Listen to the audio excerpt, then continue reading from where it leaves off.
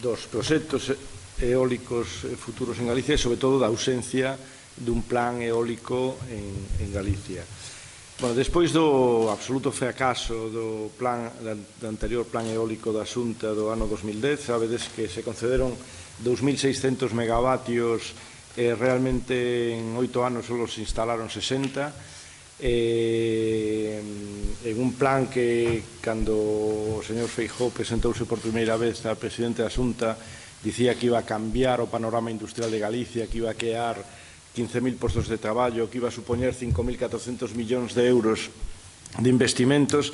Bueno, a realidade é que eso quedouse aproximadamente en un 2% do que en aquel momento o candidato prometeu para o futuro de Galicia. Bueno, pois en estes momentos, despois de constatar este fracaso, en vez de aprender dos erros, de novo, o goberno do señor Feijóo, ante as dificultades de desenvolver un plan eólico eficaz e verdadeiramente que aportara economía real e economía con repercusión nas zonas de implantación dos eólicos, fai deixación total de funcións, deixa todo en manos das posas que fai o Ministerio de Industria e deixa totalmente en manos das empresas que de maneira unilateral decidan onde instalan os parques eólicos, onde desenvolven. Sabedes que as posas do Ministerio de Industria concedían potencia, pero non exixían ás empresas as localizacións de onde iban a desenvolver esos megavatios concedidos, o sea que realmente as podían instalar en calquera lado. Bueno, pois, evidentemente, tendo en conta que Galicia é unha das autonomías, dos países de España con maior potencialidade de rendibilidade da produción eléctrica, pois, evidentemente, unha parte desos megavatios concedidos chegarán a Galicia. Pero chegarán a Galicia de unha maneira totalmente desordenada, de unha maneira totalmente baixo decisións meramente do interés das empresas eléctricas e non do que de verdade necesita o desenvolvemento territorial do noso país. Por elo, nos plantexamos e consideramos que unha vez concedidos esos en torno a 3.000 megavatios hora eólicos que fixo o Ministerio, o Goberno da Xunta de Galicia debería de ter reaccionado de maneira inmediata para desenvolver unas mínimas normas para que, de verdade, esa nova oportunidade teña repercusión real na economía, sobre todo dos territorios rurais. Por eso pensamos que ese plan urxente, ese plan sectorial eólico urxente, debería de ser plantexado de maneira aberta para contar cas opinións da cidadanía, dos colectivos sociais, dos propietarios de montes, dos concellos. Todo isto, se se quere, se podería facer de maneira moi rápida. É falso eso que din que coa lei de depredación industrial, a que les chaman de implantación industrial, que eso facilite, porque o único que fai esta lei é reducir os prazos a metade, o sea, quita a posibilidade de que a xente que quere facer alegacións a poda facer, cando a realidade é que un retraso de un mes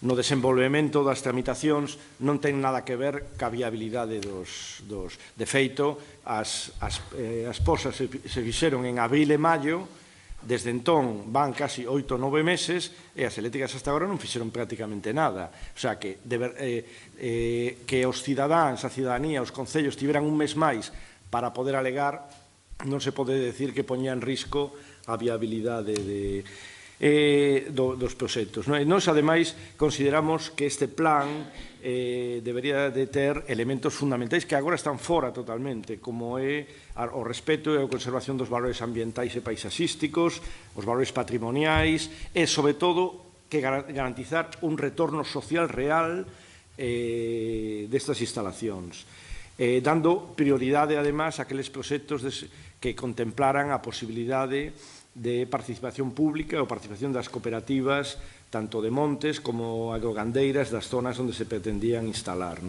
Todo isto é todo o contrario que se está a facer en toda Europa, sobre todo nos países máis desenvolvidos como Alemania ou Dinamarca. en donde o 20% dos parques eólicos son propiedade de cooperativas de agricultores e gandeiros. Outro dos planteamientos que nos pretendíamos incluir nese plan eólico que a Xunta de Galicia, xa digo, por deixación de funcións, nin sequera presentou en este Parlamento, era que se dera prioridade tamén a aqueles concesionarios de parques que lle deran un porcentaxe de participación ao INEGA, o sea, ao goberno da Xunta de Galicia, o sea, aos galegos, para garantir de verdade o retorno económico de todas esas instalacións. Ademais, tamén ca deixación de funcións que a Xunta de Galicia fixo na mala xestión do plan do canon eólico, vai facer que a maioría dos parques non aporten ni un euro aos concellos onde se instalen, máis alá dos impostos de construción, instalacións e obras, o sea, que poden chegar a cobrar unos miles de euros ou ao mellor unos centos de miles de euros no ano de instalación e despois iso vai estar aí 25 anos producindo unha enorme riqueza para as compañías que os instalan sin deixar ni un só euro nas zonas que veránse afectadas de unha maneira moi importante. Din que se van a crear miles de postos de traballo. Bueno, durante a instalación se crearán postos de traballo, pero, de feito, o fracaso do plan do 2010, como sabedes, desmontou toda a industria eólica que tiñamos en Galicia e agora van a ser empresas de fora de Galicia as que van a facer esas instalacións e despois a realidade é que o mantemento os parques, o mantemento que necesitan cando unha vez que están instalados é mínimo e o impacto de emprego nas zonas afectadas vai ser puramente anecdótico cando o haxa, non? Entón, estes son os eixos fundamentais, o sea, falta de planificación, falta de modelo, falta de participación ciudadana e, sobre todo, ausencia total de reversión económica destos enormes negocios que van a facer. Ademais, as compañías que denunciaron a Xunta de Galicia, é increíble a deixación de funcións e as facilidades que se dan a compañías que denunciaron a Xunta de Galicia para recuperar o diñeiro recaudado polo canon eólico, que, como sabedes, según sentencia do Supremo e según un Real Decreto do Ministerio de Industria, que sempre, por suposto, é moi áxil para legislar a favor das eléctricas, para que, como sabedes, nos próximos meses os galegos imos ter que pagar 40 millóns de euros no noso recibo da luz para devolver ás eléctricas o que se cobrou no ano 2013 polo canon eléctrico. Bueno, todo isto parécenos asombroso, realmente este plan se podería haber desenvolto en moi curto prazo de tempo con toda a información que xa hai, pero non se fixo e agora, pois eso, o que o señor Tahoces chamou outro día na Comisión de Industria de libre, es que están vostedes en contra da libre implantación de empresas, pois sí, estamos en contra da barra libre que só beneficia a unos poucos. Nada máis. Ben, bons días. Hai unha semana aproximadamente publicouse no Diario Oficial de Galicia a aprobación de 18 proxectos de especial interese, 18 parques eólicos declarados como proxectos de especial interese, que a primeira mostra da aplicación da Lei de Depredación de Galicia no sector eólico. Que significa que sexan declarados proxectos de especial interese? Pois que os trámites redúcense á metade do que son ordinariamente. Que significa isto? É a diferencia entre facer un proxecto empresarial viable ou non? Nós creemos que non, que se hai un prazo de exposición pública de 30 días para que a xente poida alegar, para unha empresa eses 15 días que se reducen non é a diferencia entre ter negocio ou non ter o negocio. O que sí significa son moitas máis dificultades para a xente poder exercer o seu dereito a presentar alegacións, a estudiar os proxectos, que é moi complicado e, polo tanto, a defender os seus propios intereses nun sector no que é moi importante darlle voz á xente, porque a xente o que está a ver é que se lle ocupan o territorio, se lle impoñen a instalación destes parques eólicos, en cambio non reciben ningún beneficio a cambio. Por lo tanto, En Marea fai unha aposta radical a favor das renovables. Creemos que o sector eólico é unha base, debería de ser unha base para o futuro desenvolvemento económico de Galicia, pero o debate non é si eólico non, sino eólico para quen e eólico como. E o modelo impulsado nestes últimos anos polos gobernos populares, o que nos di é que eólico para unhas poucas empresas, para as eléctricas, para os bancos, para os fondos de inversión, para os fondos buitre, e non o decimos gratuitamente. Hai estudios publicados que din que o 85% do capital aproximadamente investido no eólico pertence a capital estranxeiro. Polo tanto, os beneficios voan de Galiza con este modelo implantado polo Partido Popular. E como? Pois evidentemente con planificación e tendo en conta todos os criterios que se teñen que ter en conta, como é o impacto paisaxístico, a destrucción do patrimonio, a conservación do patrimonio, a distancia aos núcleos, etc. etc. E iso non se está a facer, e moito menos co acelerón que se lle pretendeu dar coa lei de depredación, simplemente con un único obxectivo: seguir engordando as contas correntes das eléctricas e dos bancos. Porque había dúas opcións nun país como Galicia, que ten un enorme potencial eólico, sin comparación no Estado español en moi poucos sitios de Europa. Un enorme potencial eólico, hai 25 anos, podería pensarse que fose dirixido a xenerar rendas no rural, a xenerar rendas na xente que quixese investir en proxectos cooperativos do eólico, como ben dixo Pancho, que xa se desenvolveu en moitos países de Europa, é dicir, un modelo con retorno social. Estamos falando de que o eólico factura aproximadamente todos os anos 600 millóns de euros, a metade da produción agraria deste país, e que desos 600 millóns de euros aquí quedan apenas as migallas.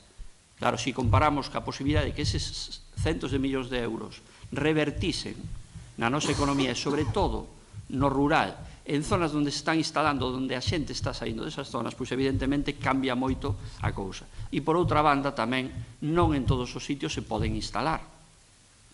O único limitante que prácticamente agora se ten é as horas de vento. E evidentemente nós neso somos unha potencia, pero non hai máis limitantes. E queremos poñer un exemplo moi claro e facer unha denuncia moi clara.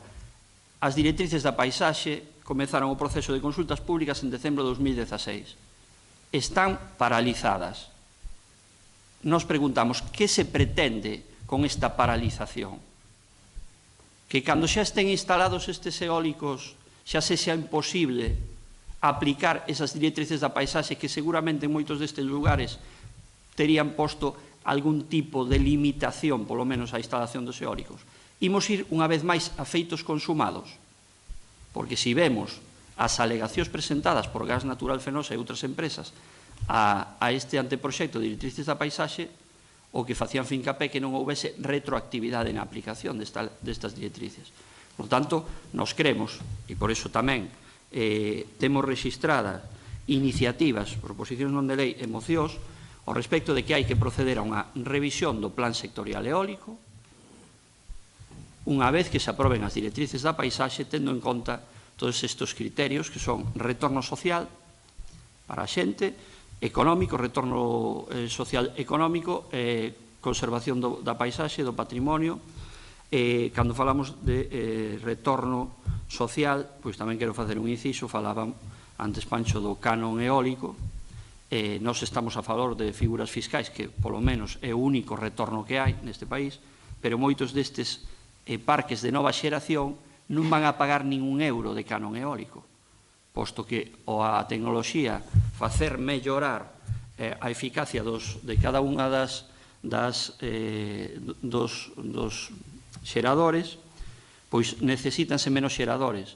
A lei do sector eólico só contempla cobrar polo número de xeradores, polo tanto, estamos falando de dous onde houve moitísima oposición social, como son os de Mouriños en Cabana de Bergantiños e en Laxe, donde nun caso en Laxe non se cobrará ningún euro de canon eólico, porque só son 3 xeradores, ningún só euro. Por eso ese concello pronunciouse no pleno da súa corporación en contra da instalación dese parque. Tanto pásase por riba da vontade do concello, que ten un plan xeral que fai moito fincamento no desenvolvemento turístico da zona, etc., que non ten ningún parque instalado até agora, pásase por riba da vontade dos veciños e das veciñas, cando ese razonamento que fai o Concello e os veciños e as veciñas facería o calquera, é dicir, provócame impactos, non me dá ningún beneficio, por que se instala aquí? E por que se instala aí encima coa declaración de utilidade pública para pasar por riba dos dereitos dos veciños? Pois evidentemente porque a Xunta está favorecendo o negocio destas empresas, neste caso de Gas Natural Fenosa. Ben, pois iso é así. En Mouriños, pois pagarán sobre unhos, creo que eran 2.000 euros anuais, unha cousiña así, que para un concello non significa nada. Por lo tanto, claro, evidentemente, eso creemos que é unha estafa xeralizada. Nos están roubando recursos, nos están roubando territorio, nos están provocando algúns impactos, por lo tanto, eso debería ter un retorno para o país, non? E nese sentido irá a nosa posición a través das iniciativas que iremos presentando en comisión e en pleno no sentido de revisar o Plan Sectorial Eólico de Galicia. Nada máis. Sí. Importante que as argumentacións das compañías de que esta liberdade de implantación donde lles parezca mellor é imprescindible para a rendibilidade dos parques. Isto é absolutamente falso. Por exemplo, en Escocia está prohibido todo tipo de instalación de parques eólicos no territorio. Todos os parques eólicos son mariños. Bueno, a instalación dun parque eólico mariño costa 3 veces máis que uno terrestre. Aínda así, lle son rendibles. Entón, por que aquí, evidentemente, probablemente, montar 3 molinos de 150 metros de altura na desembocadura do Anllóns en Cabana de Bergantiños será seguro que vai producir millóns e millóns de euros de beneficio cada ano. Pero non haberá sitios, hai sitios de sobra en Galicia, sobran espazos onde poder colocar esos moliños. É evidente que a mellor producen pois un 10% menos, porque claro, os montes que están encima do desembocado de Anllóns, pois probablemente teñen un pouco máis de vento que outras zonas. Pero tendo en conta que as empresas eléctricas españolas teñen unos beneficios que xa presentamos no último informe fai aproximadamente un mes 4 veces superiores ás súas homólogas europeas, pois non parece que o problema sea a rendibilidade, sino ao revés. É o afán de máximo beneficio por encima de todo. O sea, non se pode permitir que se destrúan zonas con unha posibilidade de desenvolvemento turístico enorme, plantando, ademais, como no caso de Lase, 3 torres de 150 metros de altura que, como sabedes que o canon eólico empeza a cobrarse a partir do 4º aerogenerador, non van pagar nada, non vai deixar ni un peso na zona e, en cambio, van a modificar totalmente a riqueza paisaxística da zona. Entón, non é un problema de rendibilidade, é un problema do que dixo o señor Tahoces outro día, barra libre. O sea, evidentemente, se podo gañar 100 en vez de gañar 80, pois vou a donde podo gañar 100, esa está. Se ninguén me poñe ningún obstáculo, nada máis.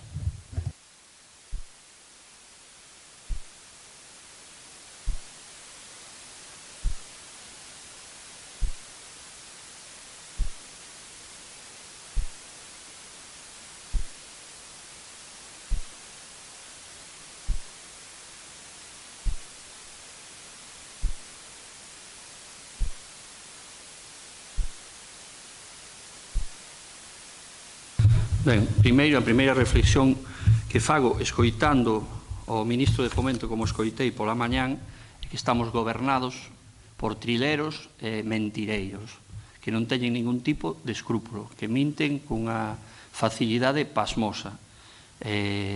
O ministro volveu a faltarlle ao respecto aos galegos e as galegas, aludindo a un veto baseado no custe do rescate de 4.000 millóns de euros. Eso é falso, totalmente falso. A proposición de lei, a lei aprobada por unanimidade neste Parlamento galego, non falaba de rescate na última ocasión. Foi elaborada polos letrados do Parlamento para evitar o veto. Entón, é simplemente unha mentira descarada, porque traballan para a empresa, como xa temos denunciado reiteradamente, unha empresa que ten un negocio incomparable grazas á privatización feita no goberno Aznar cando o señor Feijóo era conselleiro e despois consolidada vía BOE varias veces, pois, por exemplo, cos convenios de ampliación de Rande, os accesos a Santiago, etc. O Partido Popular de Galicia, claro que podía facer moito máis, empezando porque o señor Feijóo exercera de presidente do país e non de mandado do señor Rajoy, de mandado sumiso e dócil co poderoso, cando nunca pon o grito no ceo cando se aldraxa as institucións galegas e a cidadanía galega. É un expolio máis que sufre este país coa complicidade do goberno do señor Feijóo, que ante isto cala. Non queremos aburrir con estes datos, pero conclúo constatando unha vez máis que estamos gobernados por xente que traballa para os beneficios dunhas empresas como a Audasa, Itinere, e que son mentireiros e trilleros.